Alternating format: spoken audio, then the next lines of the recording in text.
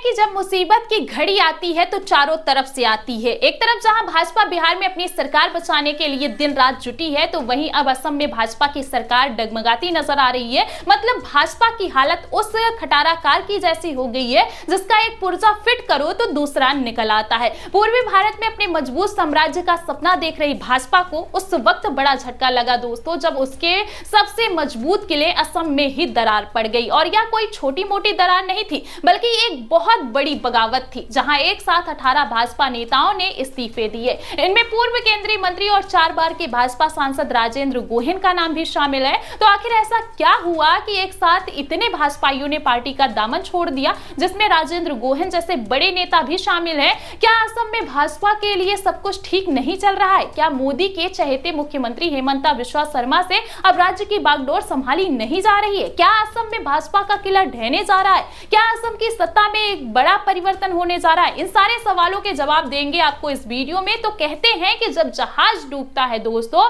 तो पहले चूहे भागते हैं। अब असम में भी भाजपा का जहाज हिचकोले खा रहा है। जिस असम को लेकर प्रधानमंत्री नरेंद्र मोदी छाती ठोक कर कहते थे कि देखो हमारा किला, ये हमारी उपलब्धि है, अब उसी किले में बगावत की आग धधक रही है। और जिस हेमंता बिस्वा शर्मा को असम की बागडोर सौंपकर अमित शाह खुद को चाणक्य कहलवा रहे थे, आज वही हेमंता से असम की जो है गद्दी नहीं संभाली जा रही है। दरअसल हम इतनी बड़ी बात ऐसे ही नहीं कह रहे हैं, बल्कि आपको खबर भी दिखा रहे हैं। अमर उजाला में छपी इस रिपोर्ट के मुताबिक असम में भाजपा को बड़ा झटका लगा है। पूर्व केंद्रीय मंत्री और वरिष्ठ नेता राजेंद्र गोहेन समेत 18 नेताओं का इस्तीफा। इस रिपोर्ट के अनुसार 4 बार के सांसद और पूर्व केंद्रीय मंत्री राजेंद्र गोहेन ने पार्टी से इस्तीफा दे दिया है। और वो अकेले नहीं गए हैं, बल्कि अपने साथ 17 और भाजपा नेताओं को लेकर निकल पड़े हैं। यानी कुल 18 नेताओं ने भाजपा को टाटा बाय बाय कह दिया है। मतलब उन्होंने भाजपा सरकार का पूरा जनाजा निकाला है। अमर उजाला की रिपोर्ट के मुताबिक गोहेन ने राज्य भाजपा अध्यक्ष दिलीप सोकिया को पत्र लिखकर कहा कि वो पार्टी की प्राथमिक सदस्यता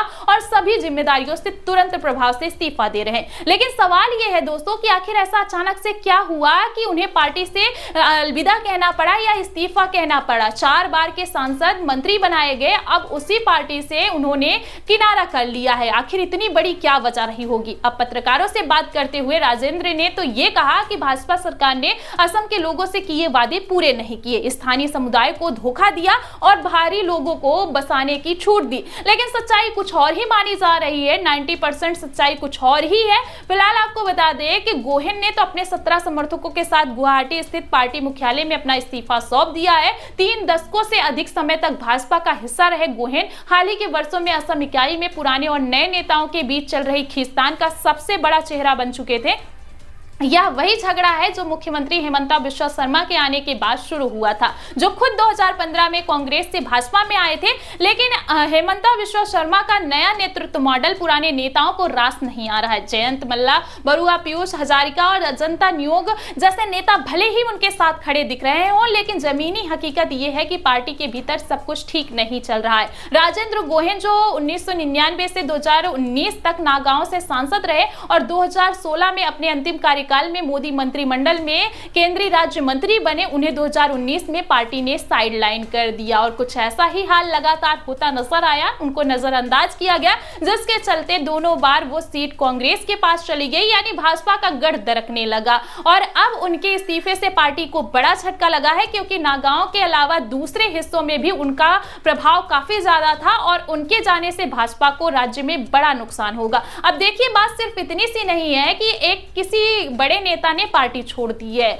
लेकिन बाकी सब राज्यों में ठीक चल रहा है कि नहीं, ये भी बहुत बड़ा सवाल है। तो ऐसा आपको बता दें कि सभी राज्यों से खबर जो निकलकर सामने आ रही है, एनडीए में बगावत छिड़ी हुई है। चाहे फिर बिहार की बात की जाए, उत्तर प्रदेश की बात की जाए, मध्य प्रदेश की बात की जाए या फिर असम की बात की जाए, आप देख सकते हैं कि भारतीय जनता पार्टी में जो पहले माहौल हुआ करता था वो अब नहीं है।